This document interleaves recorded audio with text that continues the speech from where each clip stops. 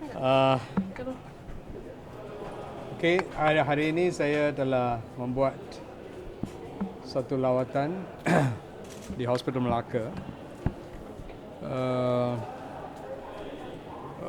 Memang dia ada beberapa bidang, ada kesesakan.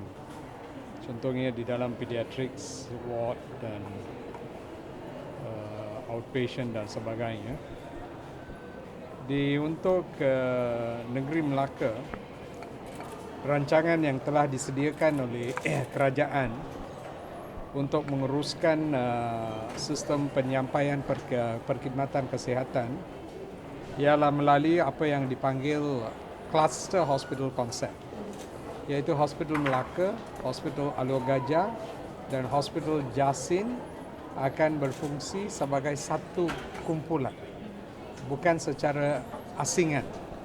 So di mana selain daripada Hospital Melaka, penekanan kepada kes-kes di dalam bidang perubatan akan diberi di Hospital Alor Gajah juga. Dan macam itu untuk kes-kes di dalam bidang pembedahan akan diberi penekanan di Hospital Jasin juga.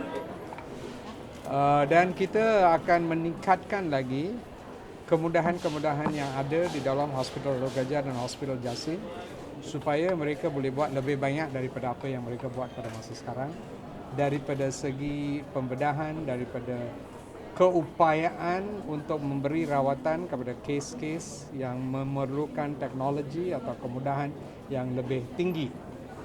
Dan melalui pembangunan kedua-dua hospital ini, harapan kementerian, kesesakan yang tersedia ada di dalam hospital besar akan kurang. So itu pada keseluruhan.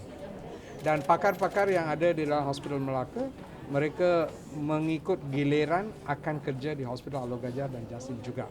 So melalui itu perkhidmatan kepakaran akan diberi di hospital-hospital itu. So itu akan memastikan mereka yang tinggal di dalam kawasan-kawasan yang berhampiran dengan Alor Gajah akan pergi ke Hospital Alor Gajah, yang berhampiran dengan Jasin akan pergi ke Hospital Jasin. Di hospital ini jangka masa panjang kita akan menambahkan kemudahan lagi. Kita akan membangunkan satu college kejururawatan. Kita sekarang ada tanah di Aloga Ayukro. Kalau tidak di situ, di mana-mana tempat tanah yang sesuai. So dengan itu kita akan memindahkan segala college kejururawatan, asrama jururawat semua yang ada di sini luar daripada hospital ini. Bila ini berlaku, dan kemudahan yang dikosongkan itu boleh dibangunkan balik untuk menambahkan kemudahan-kemudahan yang ada di dalam Hospital Melaka. So ini adalah satu rancangan jangka masa panjang. Mungkin di dalam 5-6 tahun kita akan merancangkan, melaksanakan perkara ini. Buat sementara waktu kita akan menambahkan lagi satu ward pediatrics di sini. Kerana pediatric ward tadi memang sesak, tak cukup, so kita akan menambahkan lagi satu ward pediatric. Dan kita akan lihat mana-mana yang itu kawasan yang ada untuk mengurangkan kesesakan di dalam tempat-tempat tertentu, seperti di dalam di outpatient clinic dan ward-ward lain di mana ada kesesakan yang tinggi. We will find some immediate solutions to that by identifying whatever facilities which is already there, which you can be re-engineered to meet these demands. Okay?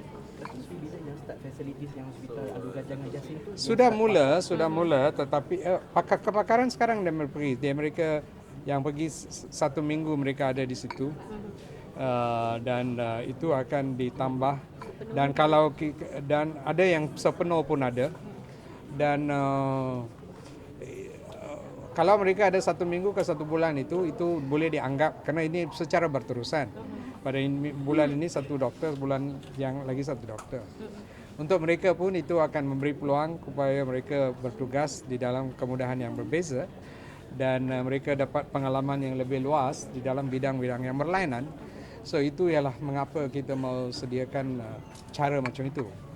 Dan Melaka paling sesuai untuk kluster hostel ini kerana ketiga di hospital ini di dalam 45 minit boleh pergi daripada satu tempat ke satu tempat yang lain. Bukan jauh sangat.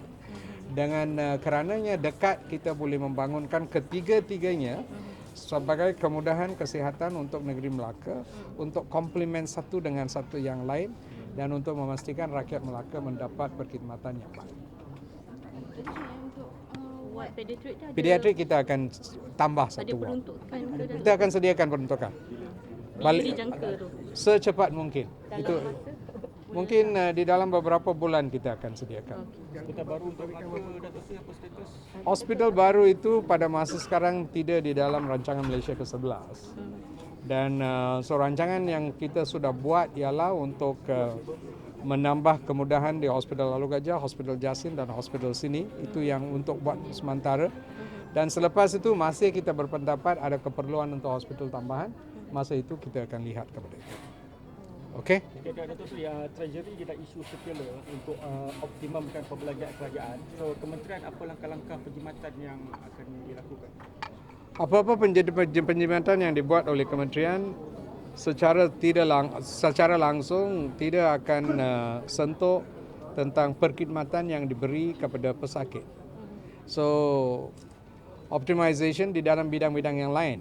Contohnya di dalam mesyuarat yang diadakan, kursus-kursus yang dihantar, jumlah tenaga kerja yang tersedia ada, kita cuba menggunakan tenaga kerja yang ada secara lebih optimal dengan tidak menambahkan lagi tambahan pegawai-pegawai buat sementara waktu.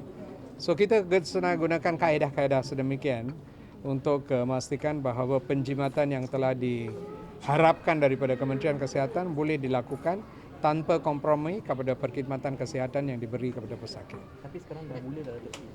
Penjimatan tu dah Sudah mula. Datuk Sri, So kita boleh sampai itu 300 juta yang kita kena jimat. Datuk Sri, macam mana dengan perkembangan keracunan makanan di Batu Gajah tu? Apa tindakan daripada KKM sendiri? Kita sudah pastikan bahawa ini daripada racun rumput, pesticide, weedicide, dan ini disembuh di dalam kawasan yang berhampiran dengan gerai itu. Dan untuk cakap tuan punya gerai yang silap itu pun susah juga. Kalau angin bawa itu siapa yang boleh ditanggungjawabkan? Tapi kita kena lihat. Tapi ini kita sekarang menunggu laporan daripada pihak berkuasa tempatan Batu Gajah dan laporan yang daripada Jabatan Kesihatan Daerah di Batu Gajah juga. Dan kita akan kumpulkan semua dan lihat untuk masa sekarang apa yang tindakan yang patut dibuat. Jangka masa panjang apa yang sepatutnya dibuat supaya perkara macam ini tidak ulang balik. Datuk Sri, mungkin ada nasihat kepada pengusaha makanan dari segi penyediaan makanan, kebersihan. Mereka yang itu sudah secara berterusan diberi. Mungkin di dalam keperluan untuk tutup makanan mereka. Kalau ini mungkin berlaku kerana makanan didedah secara terbuka. So itu sebab apa yang dibawa melalui angin itu boleh mencemarkan makanan yang ada. Dan itu menyebabkan di dalam keracunan yang kita nampak pada masa ini. Dan apa yang pemeriksaan yang buat oleh pihak berkuasa tempatan, pihak kita, apa yang racun yang digunakan, adakah yang dibenarkan untuk digunakan atau di luar daripada apa yang dibenarkan. Kerana kesannya memang serius sampai ada beberapa orang kena ventilation di dalam ICU.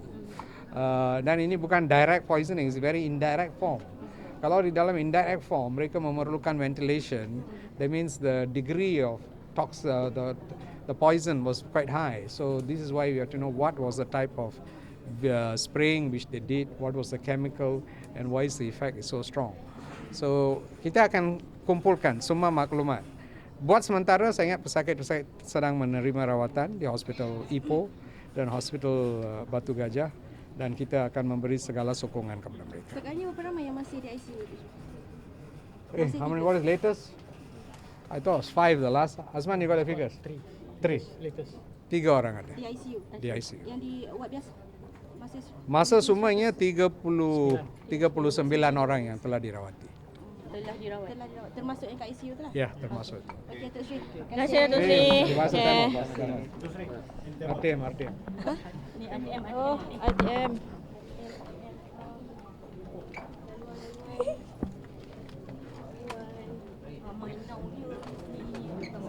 இன்று மலாக்கா மருத்துவமனைக்கு நான் ஒரு வருகை வந்து புரிந்துள்ளேன்.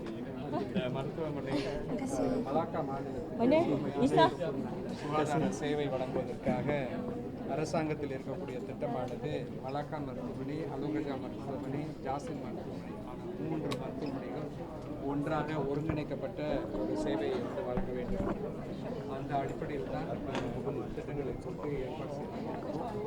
நிபுணத்துவ சிகிச்சை இப்பொழுது மலாக்கா மருத்துவமனை தொடங்கி கொண்டிருப்பதை அலுங்கஜா மருத்துவமனை, ஜாசின் மருத்துவமனை இன்னும் விரிவுபடுத்தி அங்கேயும் வந்து நிபுணர்கள் மருத்துவ சேவையாகி நிபுணத்துவ சேவையை வந்து அங்கே மக்கள் பெறக்கூடிய வாய்ப்பினை வழங்குவதன் மூலமாக மலாக்கா மருத்துவமனை இருக்கக்கூடிய நெரிசலை வந்து குறைப்பதற்கு அரசாங்கம் வந்து முயற்சி எடுத்துக்கொண்டிருக்கின்றது.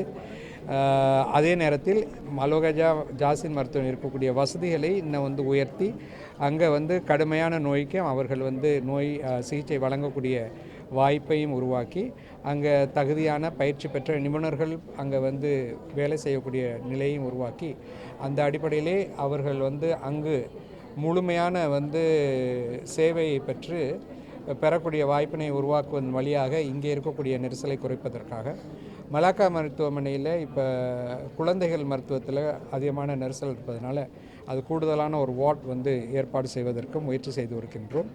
மற்றும் இருக்கக்கூடிய நெரிசலை குறைப்பதற்கு அநேகமாக வரக்கூடிய 4-5 ஆண்டுகளிலே இங்கே மேம்பாட்டு திட்டங்களை வந்து அரசாங்கம் ஏற்படுத்தும். இங்கே இருக்கக்கூடிய தாதியர்கள் பயிற்சி கல்லூரியும் அவர்கள் தங்கக்கூடிய